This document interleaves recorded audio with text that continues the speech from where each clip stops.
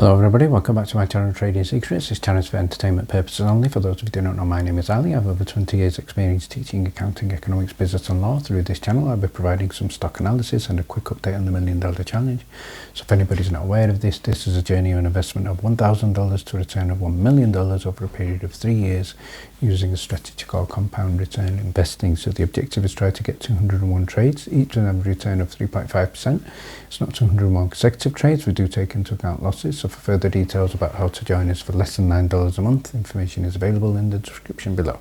In today's video I'm going to be sharing with you details of 4% dividend stock, currently up over 100% over the previous 12 months and huge upside potential still to come. We're also going to be looking at MMTLP. I'm going to be sharing with you details of news with regard to brokers and share data, which is very significant, so stay tuned for that. And we're also going to be looking at how the market's done today. So let's start off by having a look at the key events taking place this week. So first of all, Tuesday we're looking at US PPI inflation data, then we have a number of earnings. I think the big one on Wednesday will be the CPI inflation data, and then I think in terms of earnings we can see here TSM is one that many people will be watching on Thursday, but the jobless claims on Thursday will also have a significant impact on the markets. But in terms of today, the S&P 500 and the Nasdaq were down quite significantly. Tech stocks were also taking a hit in anticipation of this data. So basically news with regard to Nvidia was down I think close to 3% at one time today, and what we can see here from a post from Nvidia is they're saying that the Biden's administration AI diffusion rule will stifle innovation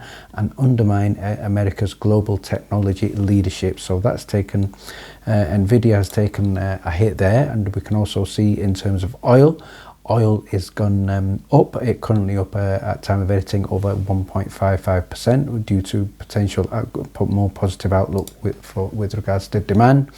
In terms of crypto, we can see from JP Morgan, the CEO Jamie Dimon has stated that Bitcoin is a Ponzi scheme, and I think Bitcoin has been hitting closer to the $90,000 finally. If we have a look at earnings this week, we're not quite into the big weeks for earnings, but this is certainly starting, and the ones that we are keeping an eye on today, AEHR, that's expected any minute, TSM, JPM and also UNH are the ones that we will be watching. I'm going to start by sharing details of the dividend stock, currently up close to 100% over the previous 12 months with a huge positive outlook for the future and huge growth in revenue right now. So this is ticker symbol CALM, also known as Cal-Maine Foods, and this is a stock that I've identified as a strong buy stock, and that is due to recent market and the recent financial outlook shared with the recent earnings, which we're going to look at as well. So in terms of the company together with the subsidiaries, this is a company that engages in production, grading, packaging, marketing and distribution of shell eggs and egg products. So this is a stock that's shared along with many others in our channel in the Discord, Top Ranked Stocks DD, and go ahead and check that out in the Discord if you are able to join, where you will see many PDF reports. So let's start by having a look at why I've identified this stock as one to keep an eye on. First of all, it has attracted significant new buyers, and these include State Steel, who have boosted their holdings in Cal-Maine by 3%, and that was as recently as November 2024, bringing their position to a high of $120.5 million. So that's a great example of a positive institutional ownership there. And the other thing I'd like to draw your attention to is the collapsing short interest, that this is also a potential turnaround in terms of the stock. It's currently close to its 52 weeks high. The dividend yield right now is approximately 4%, and that obviously is with regard to, I think, the valuations going up. So let's have a quick look at the snapshot of the earnings, and I think the key figure for me is the year-on-year change in revenue, which was a staggering 82%, currently looking close to $955 million. So earnings per share was also improving. So overall, great potential for CALMs. And the news I'm going to share with you right now, hot off the press, is with regard to higher egg prices, and that is also boosting the company's earnings and the potential. So if we look at a deep dive into the brief of the company, it's the largest producer of eggs in the United States. There is a strong growing consumer demand and supply constraints for eggs, and there's also the ongoing bird flu outbreak that does drive up the prices, and it also drives up profitability for the company, although it's a bad thing. So the sale of conventional and specialty eggs has been increasing. And the demand is also going up because obviously everybody now knows that eggs are extremely healthy. So egg prices are breaking records. So that is something that is continuing. And the other thing I'd like to share with you is in terms of the company, and that is with regard to acquisition. So they have been on an acquisition spree last year, and they're looking to expand the production of cage-free eggs and grow its presence to the value-added space. And the company has approximately $60 million in new capital projects aimed at growing its supply of cage-free eggs. So again, positive there. And the news with regard to the dividend I'd like to share with you, again, hot off the press, January the 11th, 2024, Cal-Maine Foods is increasing its dividend to $1.49. So great for everybody holding this as a long-term stock. So let's have a look at the chart and the overview. We can see here it's up close to 95.67%, currently trading at $106.55. Cal-Maine Foods, ticker symbol CALM, so certainly worth putting on your watch list. Let's have a look at MMTLP, and an interesting post from Scott, who stated here, what would you do with the information with regard to the exact distribution of shares in MMTLP after it illegally started trading by somebody in the US market using old and invalid torch data, TRCH? What would you do if you saw all 105 financial entities and what they received? So there's an image there that we're going to have a look at shortly, but he also goes on to say this will probably confirm the oversold narrative in a bunch of these outfits. Why would Greg McCabe not want to release this to shareholders? So that's a question posed by Scott. Why would FINRA not want to release this to the SEC? So that's a question there for FINRA. We have it now, so that's being shared. It's a good starting point for other questions. So let's have a look at the other questions that Scott is asking. And he states here, how many MMTLP shareholders bought thousands of shares from these brokers, trading out firms, and these same outfits? Some of them were, for example, were only issued 2,994 shares, and in brackets Citadel, if it's Virtue, 720 shares, etc. So you can check your brokers on there. I think some of them may be in different names. So for example, Ali, ALLY, I believe is not on there, so it may be under a different name, but go ahead and check them out. People know their share counts. They can look at who bought who they bought the shares from, check the numbers and see and say basically, you know, we're going to see this broker in court, potentially evidence here for them selling more shares than they were allocated. So there are literally dozens of questions that come to mind, but it's now out there.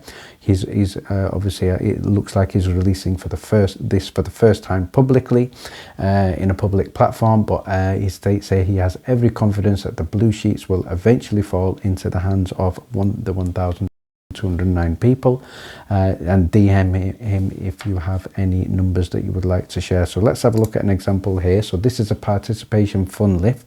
So we can see on the left hand side participant number, and then we have the QSIP number there, 591994371, and then we have the participant name and address. So for example, Goldman Sachs, Brown Brothers, Morgan Stanley. So if we have a look at, let's say, Morgan Stanley and Co. LLCC, down at the bottom, and we can see they were tax ID. After that, they were allocated 995,346 shares.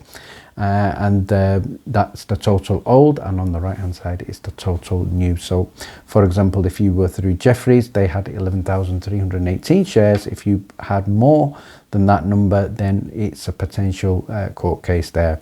So let's have a look at a response from John Berder, who's replied to Scott, and he stated, you have this now, you had it on September the 30th, 2024. So I think he's basically posing the question back to Scott to say, well, you had this in September, and why are you sharing this now? Back when you were laser focused on going after Schwab, TD, FINRA, SEC, DTCCC, etc. And he also has introduced Scott to Wes and penned the narrative and his opinions with regard to potential sorts in the TRCH and the dividend. Then obviously we do know that as far as Scott is concerned, he is also going after McCabe, and obviously there is disagreements on that. So as far as John Berder is concerned, he states here, not sure this makes the difference, but you can also look at the DTCC data and what has been uncovered by karma collects, and he's saying everybody is rooting for Scott. He doesn't agree with the attacking of the community. So that's John's response, but let's have a look at what Scott has stated again. And he states here, why didn't John post this? He had it a long time ago and it might have helped other investors. So I'm not sure if there is an answer for that and any explanation for why McCabe wouldn't release it. He has now got people who can prove overages very, very easily and just in time for 21st of January 2025. Think strategic, so I think he's referring to the date of the new government there. So let's have a look at a reaction here from one of the investors, and we can see here what Gregory Chickens has stated is tagging in John Berder.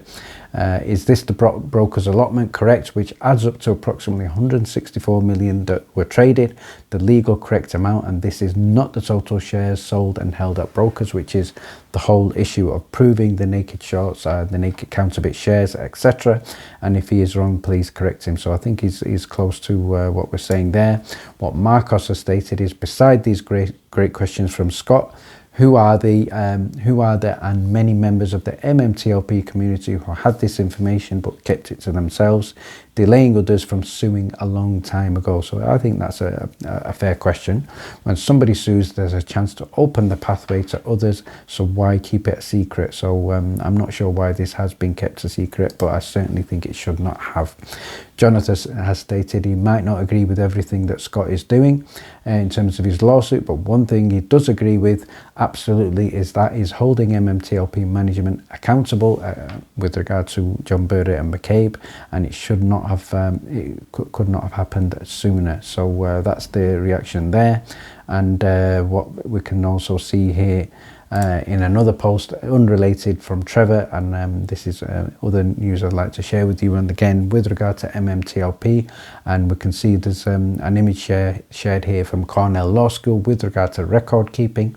And what Trevor has stated is MMTLP related emails and market maker communications may have already been lost due to the 3-year retention limit. This makes him angry, because especially with regard to Congress refusing to act, and vital evidence could now be lost forever without the preservation for legal or regulatory actions. So as far as I'm concerned, I think Nextbridge can ask for this, and I hope behind the scenes they have asked for this evidence to be preserved for any potential future court cases. And obviously, as far as I'm aware, Nextbridge are not sharing whether or not they have done that or not. But again, I think as far as I'm concerned, certainly very, very interesting news today. Let's see how many more court cases this leads to, more actions, and obviously there is more pressure building up. So it's now a case of, let's see what the new government of the United States, as in Donald Trump and Mr. Vance, are going to do. And I am positive and optimistic that something will certainly change. And finally, thank you very much for watching. Please stay tuned.